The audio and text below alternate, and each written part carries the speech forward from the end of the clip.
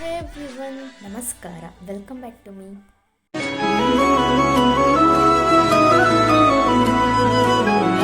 ಇವತ್ತಿನ recipe crispy samosa ಹೇಗೆ ಮಾಡ್ಕೊಳ್ಳೋದು ನೋಡೋಣ ಬನ್ನಿ. 1 ಕಪ್ ಮೈದಾ ಹಿಟ್ಟು ತೊಗೊಂಡಿದ್ದೀನಿ. ಹಾಗೆ ಸ್ವಲ್ಪ ಉಪ್ಪು, ಸ್ವಲ್ಪ ಎಣ್ಣೆ ಹಾಕೊಂಡ್ಬಿಟ್ಟು ಚೆನ್ನಾಗಿ ಮಿಕ್ಸಪ್ ಮಾಡ್ಕೊಳ್ಳಿ. ನೀರು ಇವಾಗಲೇ ಹಾಕ್ಕೋಬೇಡಿ. ಅದು ಚೆನ್ನಾಗಿ ಮಿಕ್ಸಪ್ ಆದಮೇಲೆ ಸ್ವಲ್ಪ ನೀರು ಹಾಕ್ಕೊಳ್ತಾ ಚೆನ್ನಾಗಿ ನಾದ್ಕೋಬೇಕು. ಫುಲ್ ಮೆತ್ತಗಾಗಬೇಕು. ಅದು ಒಂದು 5 ಮಿನಿಟ್ಸ್ ಬಿಟ್ಟು ಆದಮೇಲೆ ಅದು ಹಿಟ್ಟು ಏನಾಗುತ್ತೆ ಅಂದರೆ ಫುಲ್ ಸ್ಮೂತಾಗಿ ಬರುತ್ತೆ.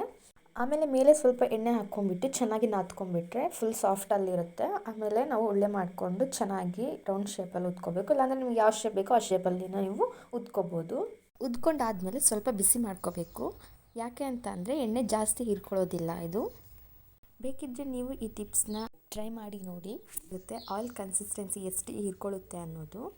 ಆ್ಯಂಡ್ ನಾನು ಈ ಶೇಪಲ್ಲಿ ಕಟ್ ಮಾಡಿ ಇಟ್ಕೊಂಡಿದ್ದೀನಿ. ಹಾಗೆ ಉಳಿದಿರೋ ಅಂಥದ್ದನ್ನು ನಾನು ಎಣ್ಣೆಯಲ್ಲಿ ಕರ್ಕೊಂಡ್ಬಿಟ್ಟು ಅದನ್ನು ನಾನು ಮಸಾಲ ಇಟ್ಕೊಂಡಿದ್ದೀನಲ್ಲ ಒಳಗಡೆ ತುಂಬೋದಕ್ಕೆ, ಅದಕ್ಕೆ ಹಾಕ್ಕೊಳ್ತಿದ್ದೀನಿ. ಯಾಕೆಂದರೆ ಕ್ರಿಸ್ಪಿಯಾಗಿ ಬರುತ್ತೆ ತಿನ್ನುವಾಗ.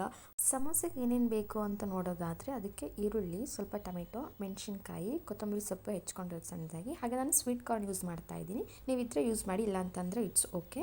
ಆ್ಯಂಡ್ ಸ್ವಲ್ಪ ಟೇಸ್ಟಿಗೆ ಉಪ್ಪು, ಗರಂ ಮಸಾಲ ಯೂಸ್ ಮಾಡ್ತಾ ಇದ್ದೀನಿ. ನಿಮಗೆ ಟೇಸ್ಟಿಂಗ್ ಪೌಡರ್ ಇದ್ದರೆ ಟೇಸ್ಟಿಂಗ್ ಪೌಡರ್ ಯೂಸ್ ಮಾಡ್ಬೋದು. ಹಾಗೆ ಸ್ವಲ್ಪ ಖಾರದ ಪುಡಿ, ಇದಿಷ್ಟನ್ನು ಹಾಕಿಬಿಟ್ಟು ಚೆನ್ನಾಗಿ ಮಿಕ್ಸಪ್ ಮಾಡ್ಕೊಳ್ಳಿ, ಕಲಿಸ್ಕೋಬೇಕು ಚೆನ್ನಾಗಿ.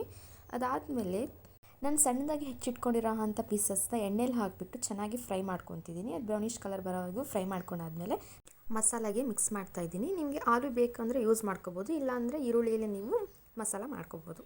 ಆ ಎಲೆಗೆ ಎಣ್ಣೆ ಮತ್ತು ನೀರು ಅಂತ ಹಚ್ಚಿಬಿಟ್ಟು ನೀವೇನು ಮರ್ಚೋಕೆ ಹೋಗಬಾರ್ದು. ಮೈದಾ ಹಿಟ್ಟಿರುತ್ತೆ ಅಲ್ಲ, ಸೊ ಅದಕ್ಕೆ ಸ್ವಲ್ಪ ನೀರು ಹಾಕಿಬಿಟ್ಟು ಗಟ್ಟಿಯಲ್ಲಿ ಕಲಿಸ್ಕೊಂಡು ಅದನ್ನು ನೀವು ಅದಕ್ಕೆ ಸೈಡಿಗೆ ಹಚ್ಕೊತ ಬಂದು ಪ್ಯಾಕಪ್ ಮಾಡಿದರೆ ಅಂಟ್ಕೊಳ್ಳುತ್ತೆ. ಸೊ ಮಸಾಲ ತೊಗೊಂಡಿರೋದನ್ನು ಅದರೊಳಗಡೆ ತುಂಬಿಟ್ಟು ನಿಮ್ಗೆ ಯಾವ ಶೇಪ್ ಬೇಕೋ ಆ ಶೇಪಲ್ಲಿ ನೀವು ಮಡ್ಚ್ಕೋಬೋದು. ಇದೇ ಥರ ನಾನು ಎಲ್ಲ ಮಾಡಿ ಇಟ್ಕೊಂಡಿದ್ದೀನಿ, ನೋಡ್ತಾ ಇದ್ದೀರಲ್ಲ. ಇವಾಗ ಎಣ್ಣೆಯಲ್ಲಿ ಫ್ರೈ ಮಾಡ್ಕೊಳ್ಳೋಣ.